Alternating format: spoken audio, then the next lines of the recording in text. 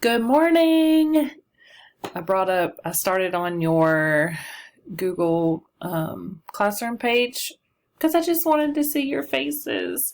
If you want to see mine, go back to my video from last week because it's early and Miss Fisher just doesn't look right for a video. So you'll see my smiling face back on Monday with new videos and things like that. So but I wanted to jump on real quick. I know I know it is spring break, but College Board is starting their review sessions today. Those are videoed, so they go live on their YouTube channel, but they are still going to be available. So if you can't get to them today, do not worry. They are going to keep them up. You'll be able to go back to all of them. And Trevor Packer, who is the president of College Board, the CEO of College Board, he put out a tweet this morning that says the first, I think, week or two of the review sessions are going to be what colleges want to make sure that you have learned that may not have been taught so far. They have set up their units. I'm going to go over all that. You are fully prepared. But they're just going back over some things that colleges want to make sure that you understand and know before they give you credit for AP courses, or let's say you're getting credit for this, but you have to take another English course that you understand and know. You should be fine, but I'm just letting you know that. So the first couple of video or lessons that they're going to be putting up, he has said on his tweet, are not going to be on the test. But then after that, after the first two, all the review sessions are going to be focused on the test. So, okay, so let's get started. I just wanted to let you know before I move to the other information I have to go over with you that I am creating a post. I have not posted it yet because I'm going to include this screencast. But I have everything I'm going to show you. I have linked in your Google Classroom post. So all of the information that I have that you need, even what you don't need to know, I'm giving you everything that Miss Fisher knows. We're all kind of in uncharted waters right now, and as I'm getting information, I'm going to share it with you. So what I know, you know. Okay? All right. So if you need to come back, or everything you need for review and understanding the new format for the test is here. One thing that I'm probably not going to go over in a sec with you in the screencast, this video here, I would really like for you to watch it. The Princeton Review, so AP doesn't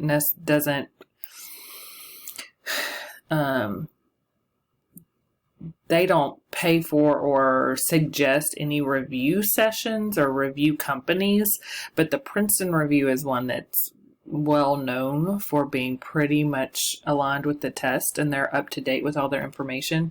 This is kind of from one of the higher ups on the Princeton Review, and he just goes over 8 things you need to know. I'm going to kind of touch on a lot of these, but this is just good for someone, not Miss Fisher, to give you some information. So I would highly suggest you watch this video. I've linked it at the top. Okay. All right. So let's move on. Here is what came out. This is what I already gave you a link for last week. This is the information that came out at the end of last week when they decided to change the test. This has never happened.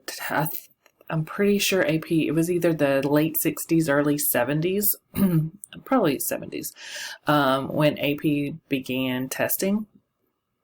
And it has never been on anything but paper. We never thought, all the AP teachers that I talk with, I'm in several groups virtually, no one has thought that we were going to go to online. They are doing this because obviously the situation demands it. So I never would have thought that we wouldn't have multiple choice.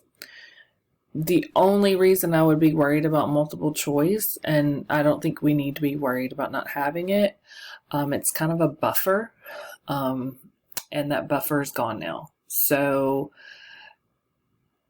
he mentions in the video that I asked you to watch, they are being very careful and trying everything they can to make sure that no one is cheating on this test.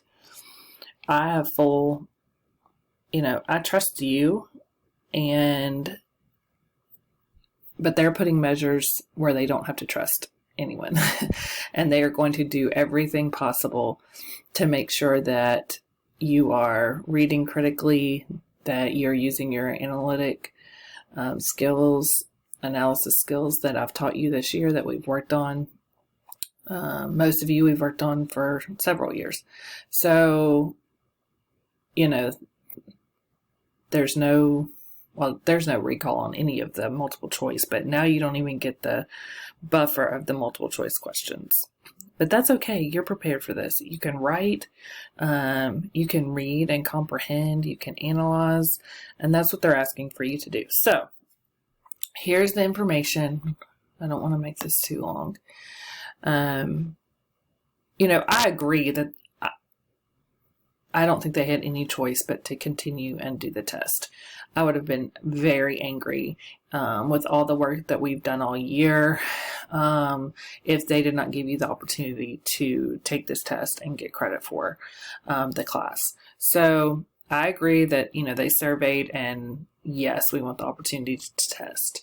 Obviously, they cannot test face-to-face, and obviously they're having to change things up. So what they've done, the test will only be 45 minutes. That is going from a 3-hour test to a 45-minute test. So obviously, they're having to modify the exam. Therefore, there is free response questions only. There will be no multiple choice questions at all on the test. So they're saying that you'll be able to take your exam on any device you have access to. That's computer, tablet, or smartphone. I would highly suggest you do not type. They're going to somehow, whenever they give the test, I don't know exactly how they're doing this, but they are going to make sure that you only have 45 minutes. So whether that's in the 45 minutes, you have to have this. Once they start the test, you have to have it completed, or once they begin the test in 45 minutes, you have to send them in a picture of your test, because here you'll see it says you'll also have the option to write your responses by hand and submit a photo. That's going to be within 45 minutes. They still are very adamant that this be done in a timed situation, and they're also working to fit. That's why they're putting everything out on April 3rd, more information, but I'm guessing going to have some remote proctors. They're going to something where they're going to make sure no one is taking the test for you, B, you're not looking up information to use for the test by Googling or anything like that. Remember, we want your brain and what not like relying on going to Google what someone else said. That's why I was adamant about you not doing that with poetry, and why I wanted to do most things in class. That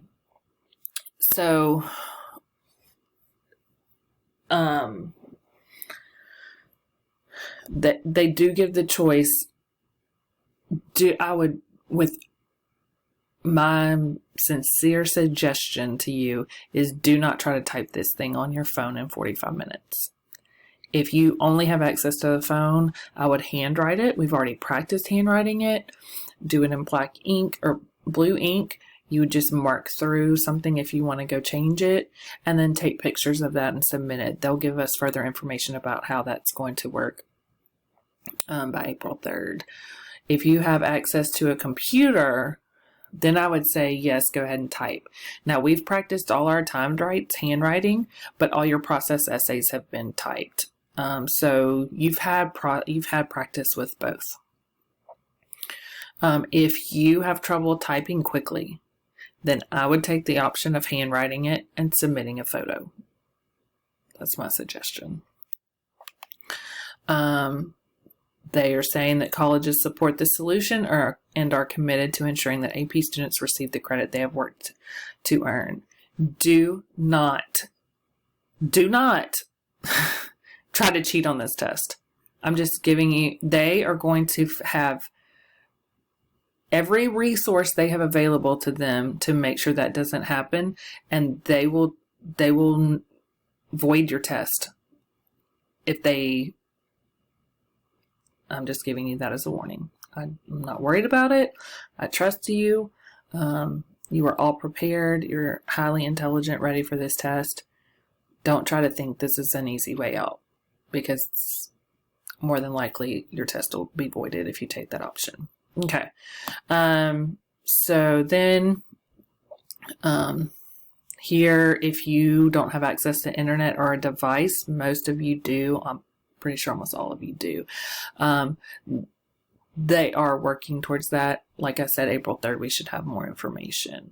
Okay, so here, beginning today, Wednesday, March 25th, you can attend free live AP review courses. I have all the links to where you need to go, and we'll talk about that in just a second. We've covered, so AP lines up everything in 9 units. I've taken elements from each of those units and made sure that I incorporate them in to my teaching all year long. So there's nothing that you have not been taught in any of the units.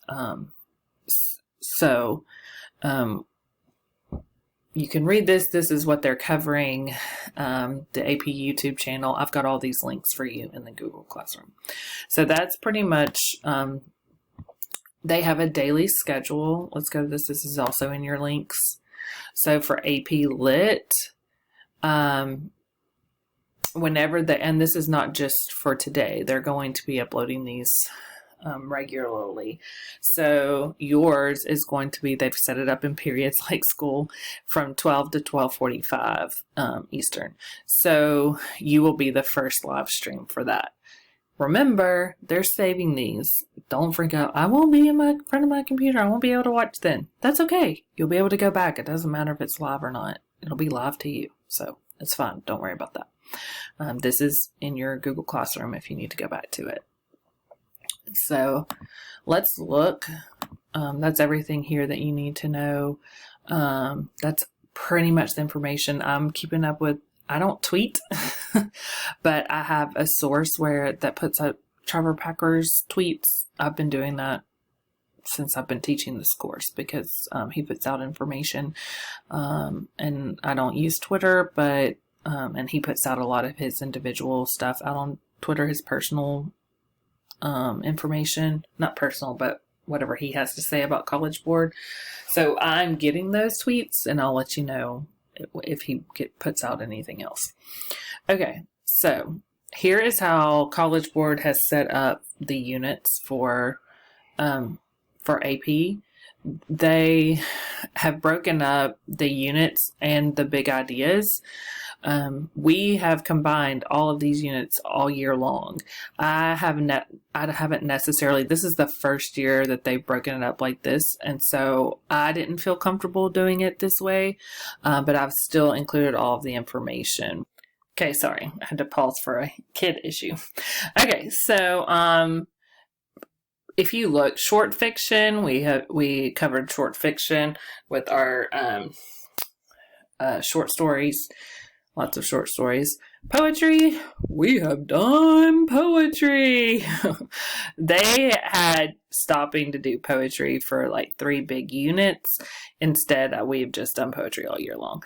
I have done it the unit way. I think I talked to y'all about this, and I don't like it. I don't like teaching that way. I don't think we lose our poetry skills, which are different than prose. And so when you break it up like that, I would just rather teach it all year long. So, and they were very clear, and they were clear in our training this year that to take this information, especially those who have taught, this is my 6th year teaching AP, and to take this information and put it into our curriculum and how we teach. And that's what I did. We have analyzed character. They focus on complexity of character. We have done that. Setting, structure, narrator, narration. This is speakers in poetry. This is naive narrator. We went over that in both fiction, short story, 1984, and All the Light We Cannot See, where you have when you switch perspectives and you have overlapping narrators with their stories interconnecting. Hamlet with unreliable narrators. We have focused on this. Figurative language. We got this! And that's all your devices. That's all your metaphors, similes, everything. Any language, imagery, that's all the stuff we talk about all the time.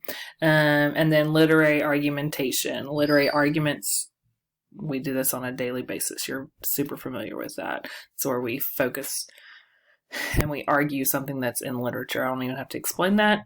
If you've been in my class one day, you know what literary argumentation is, and you do it every time you write for me, every time we discuss our short, like we are always arguing something in a literary capacity.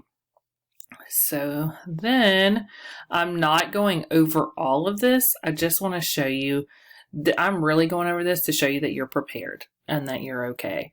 So, like take for instance, this would just be everything they're wanting in like these skills. Identify and describe the narrator or speaker of a text. You can do that. Point of view in a narrative. You can do that. First person, third person, first person, third person omniscient.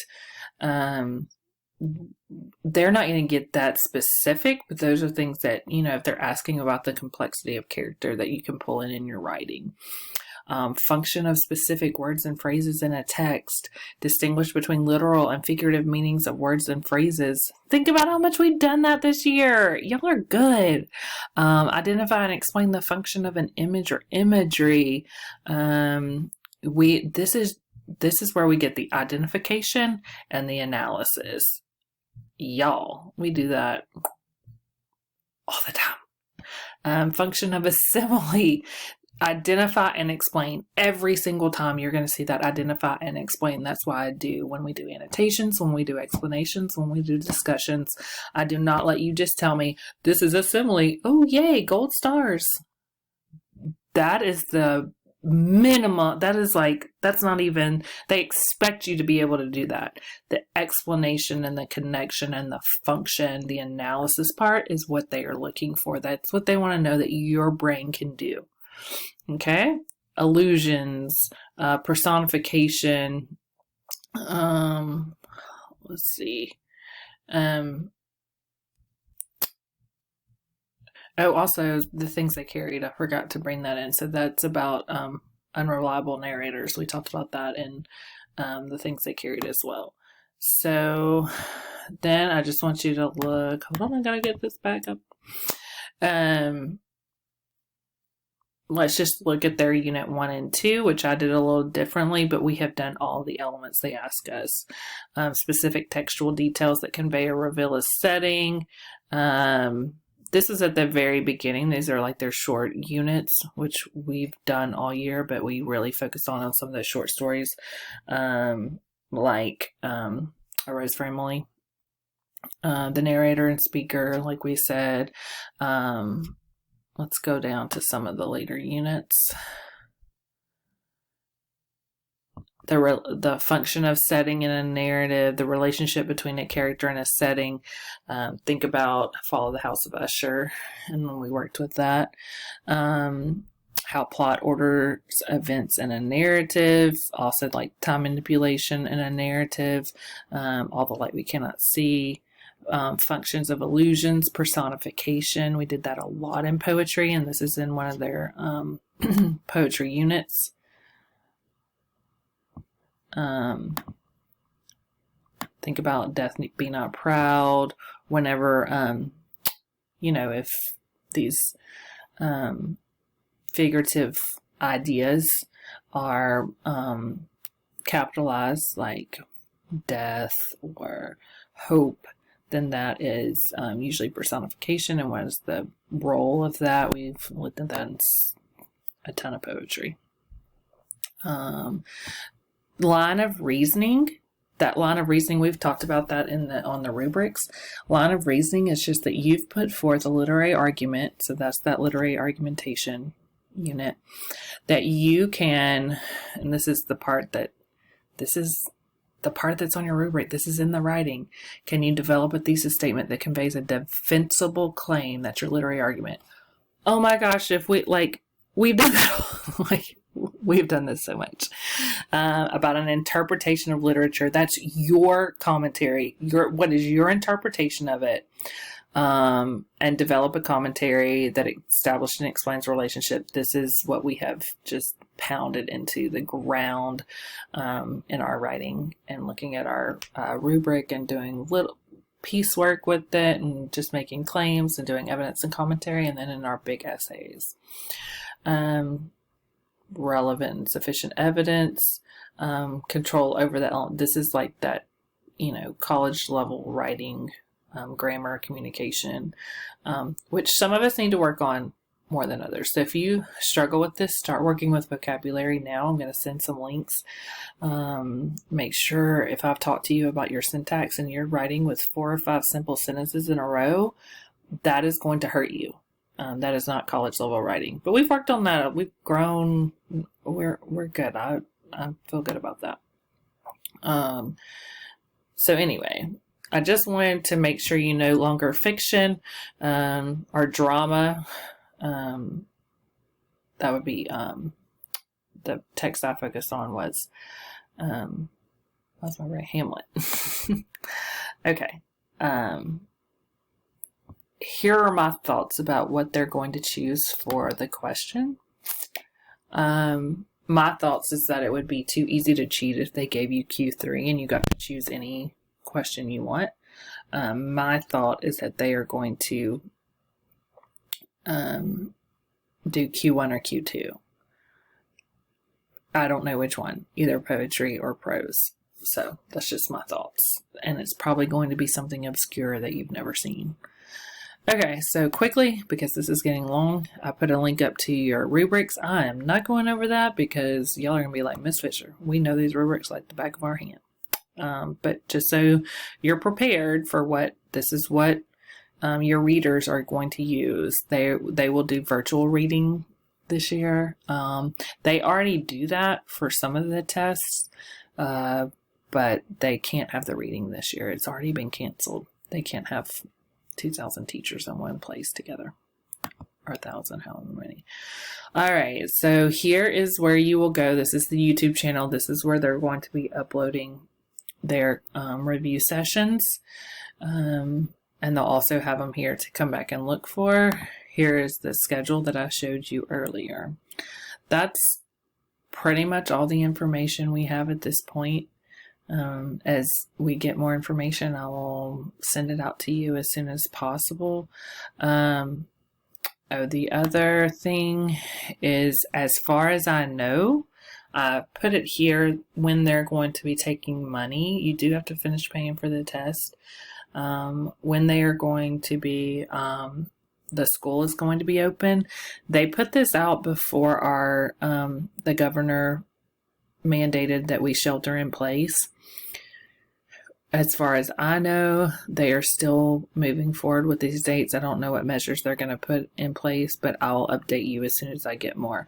I am going to be reaching out to some of you individually that asked me about what you paid. I did not have my payment sheet, but I'm trying to get them to let me in, or at least on this day, on March 30th, which is Monday, let me run in and so I can let you know what you owe. I am pretty sure almost all of you, I had a couple Lang kids who paid their whole test. Almost all of you paid the $40 down payment. So if you our free reduced lunch, then it's, I'll have to go back and look, but it's 50 something. And then if you're full, it's 96. So almost all of you owe the rest. Maybe a couple of you have given me a payment that last week before we got out, but most of you did not. So most of you owe the rest of the $96. All right. I sure miss y'all. I hope everyone is doing well and staying safe and staying home. Be creative, get outside, get off your phone. I'm going to post some stuff today about just things that we've been, bake something, whatever is creative to you. If you like being outdoors and in nature, try to get to wherever you can that's away from people, or you still get to enjoy it, get some sunshine. All right. Love y'all. See you later.